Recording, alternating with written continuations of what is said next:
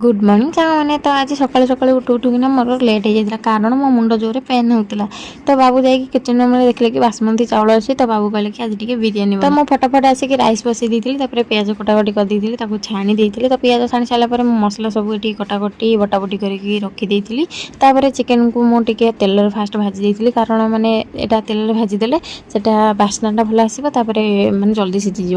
मसला मसला देखिए भलसे कषई देती बसई देती मैंने दम्रे आउ जो सैड्रे जो लगी ठुक ठुक इग्नोर मार कारण से पानी गुरा सेमती सुखिकी एमती हो जाए।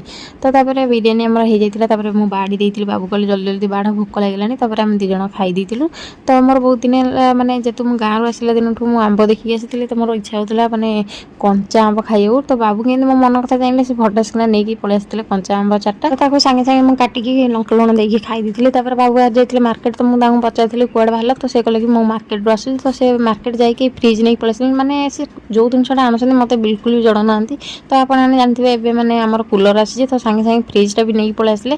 तो ये फ्रिजटा आनी तो छोट फ्रिजटा तो आम दिजन को ठीक अच्छे आ फ्रिजटा मत भल लगे तो आपको क्या लगे निश्चित कमेंट जनइबे। तो फ्रिज आने बोले मुझे जमा भी जान नी काले मुझे रागी थी बोलिक मो कुरकुरी आउ केक नहीं पलि आसते आउ क्षीर नहीं पलि आसते। तो मत कहले टी लसी बना तो लसी बनई देती। तो जेहेतु नुआ फ्रिज आनु तो टी खुशी बनइबार अच्छी ना नहीं। तो सकाल आम बिरियानी करके खाई देलु माने सकाल खुशी बनई देलु लसी कर पी देलु। तो बाबू जो आंब आनी मो सहित गोटे खाई देती से नष्ट हो मुझे आंब आचार बनई देती। तो आंब आचार रेसिपीटा मुझे देवी तो यहाँ मुझे खाई टेस्ट गलापर आपको देवी। तो आज वीडियो ये।